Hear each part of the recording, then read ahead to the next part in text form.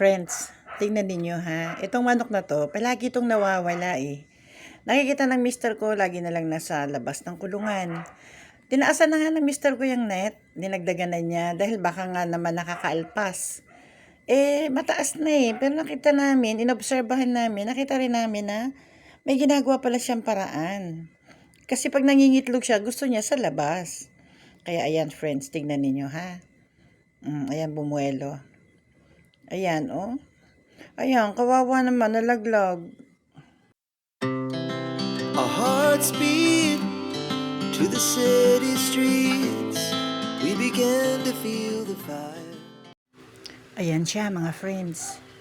Ayan siya oh. Yan yung palaging lumalabas dun sa kulungan na inaakyat niyang pilit yung net. Bumubuelo siya tsaka siya lilipad. Ayan yan. At meron siyang gustong-gustong itlogan dun sa labas mismo ng net. May malalim na hukay doon na natatambakan ng mga saha ng saging, mga dahon na tuyo. Doon siya sumisiksik. Katulad ng nakita nyo dyan kanina sa video. Hindi nga namin nakita siya noon kung saan siya nagpupunta. Yung pala nakakalimang punta na siya doon at nakalimang itlog kami nakuha doon. Buti na lang walang ulan. At hindi nababad sa ulan. Ngayon, lagi na namin siya binabantayan. Ayan, tignan nyo. Inahin yan eh. Parang ayaw na niyang magpaasampa dun sa tandang. Umiiwas siya. Ayan. Ayan na naman friends. Tignan nyo ha. Bubuelo siya. Mataas na yan ha. Actually, mataas na yung net na yan. Yung ginawa ng mister ko na yan. Pero still, nakalabas pa rin siya. Ang dami niyang attempt. Naaawa na nga lang ako kasi sumasablay, nahuhulog, balik na naman siya, attempt na naman siya, ayun, hanggang sa naging success, lumabas, ayun. Minsan, nagugulat kami, wala na siya dyan eh. Kita na lang namin, doon na naman siya sa labas. Ayan, katulad niyan, friends. So, tingnan nyo, ha. Try na naman siya dyan. Ayan, ayan, ayan, ayan, ayan, ayan, ayan, ayan, ayan, 1, 2, 3, diba? Laglag siya. Ayan, kawawa. Ayan. Ayan, ayan. Magta-try na naman siya ng panibago. Ayan, balik na naman siya doon sa ibabaw. Ayan, balik-balik lang siya. Ayan, balik, balik, balik. Sabi niya, one more time.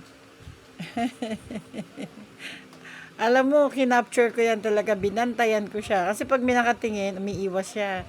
So, malayo yung cam ko dyan. Yan, ayan na. Sana dyan, maging successful na siya. Yan, tignan natin. Tignan lang natin. Yan. 1. Hindi, medyo matagal pa yan. Titingin-tingin-tingin pa siya eh. Magagaling sila, no? Kahit wala sila, kahit maliit lang ulo nila. Ayan, ayan, ayan, ayan, ayan. Tayo.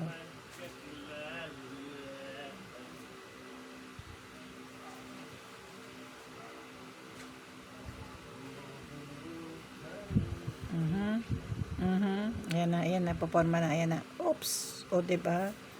Pangalawa yon. O, pero hindi siya nahulog. Ayan, nakakapit siya bigla eh. Ayan. Ayan, successful na siya for the 3rd time. Ayan. Nakakaawa din eh, no? Kasi itlog na yan eh. Ayaw lang niyang, inaanuhan lang ng mister ko kasi baka mamaya kainin ng mga pusa. Pagtulungan siya dun sa labas, ganyan. Sayang naman. Bata pa yan eh. Kaya marami pa siyang iniitlog. Ano po yan ha? Red Rhode Island siya. Mga heritage chicken sila. Ayan. Tingnan nyo ha kung paano yan. Matatalino rin eh, no? Magagaling din yung mga hayop eh. Sorry po.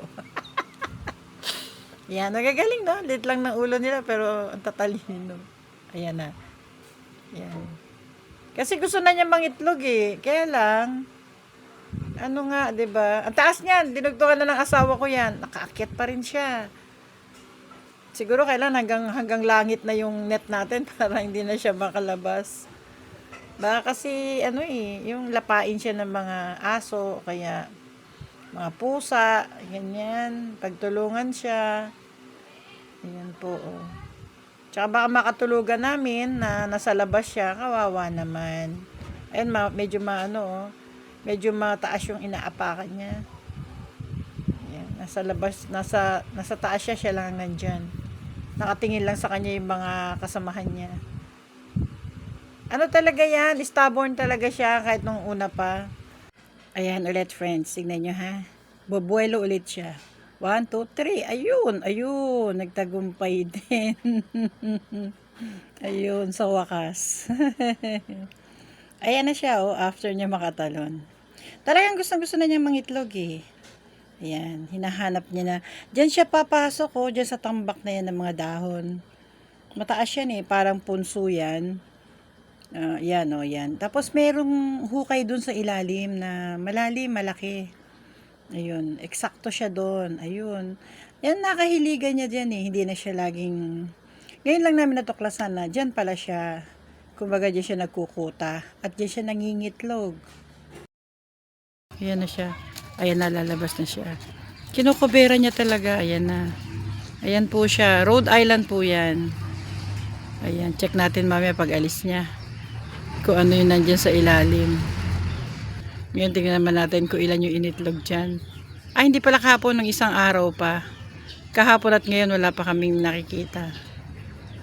Kasi busy kami kahapon. Ayan. Ayan siya. Ayan na. Hindi na niya alam kung paano babalik. Ayan. Hindi siya makabalik doon. Ayan. Ito na siya. Ayan. Guy, buksan mo yung pinto. Ayan. Doon na siya papasok sa entrance. Ayun. And dinulungan ng mister ko. Pasok ka na doon. Pasok ka na. Pasok. Ayun. Yan. Pagpapasok siya, tutulungan siya. A few minutes later. Ayan, friends. As you can see, gumagawa na naman siya ng panibagong net. Dinugtungan na naman niya yung nilagay niyang net. Kasi nga nakakawala. Dagdag na naman siya ng another one. Ayan. Wala ang katapusan. Dagdag na lang siya ng dagdag. Ay, kinakaya pa rin. Lumalabas pa rin. Ayan, napakataas na po. Halos, makakarating na siya hanggang langit. Ayan. Sana naman wag na siyang lumabas. Ito po ang Cavite, friends. Napakatahimik. Napakapayapa po. Kasi konti lang kami ditong bahay. 300 houses lang kami dito. Dito sa subdivision na ito. Yan yung asawa ko. Gawa ng net. Pilagit niyang iniisip, saan ka kaya dumadaan? Tingnan na natin ngayon kung ano kung ilan yung itlog niya dito. Kasi diba pumasok siya kanina. Lapit tayo friends. Wait lang Check natin dito. Dito sa kanyang pinuntahan kanina. Dito siya lagi naglalagay. Kahit ikulong na namin. Nakita nyo naman kanina, diba? Gumawa siya ng paraan para makalabas siya. Kahit sobrang doble na yung net natin dyan, no? Yan, tinaasan na nga ng asawa ko, Nakagawa pa rin siya ng paraan. Nakaakyat siya doon sa tubo. Tsaka siya bumuelo. Check na po natin. Ito. Check natin dito. Ayan, no, friends, Ito, meron siya ditong isa. Ayan na, marahil yung kanina. Yung initlog niya kanina pagpasok niya rito. Ayan. Ayan yung isa. Ayun.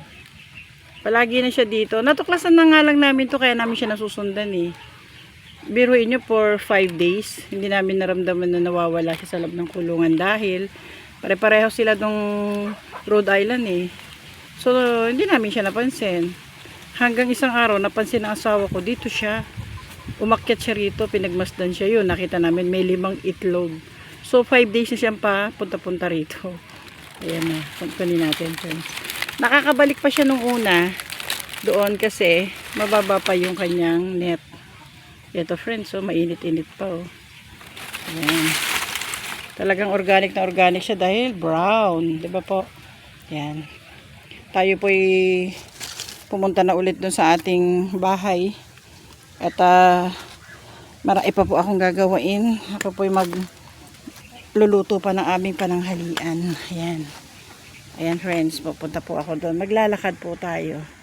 Dala natin tong mahiwagang itlog. Bukas yan for sure. Tatalo na naman siya dyan. At wala na tayong gagawin kundi kumulekta na lang ng kumulekta ng itlog niya. Ayan. Ayan sila, oh. Ayan. Naibalik na siya kanina dito ng mister ko. Ayan, tahimik ang buhay, oh. Kasi patanghali na po eh. Yun na lang natitira namin yun, oh, yung Rhode Island na white.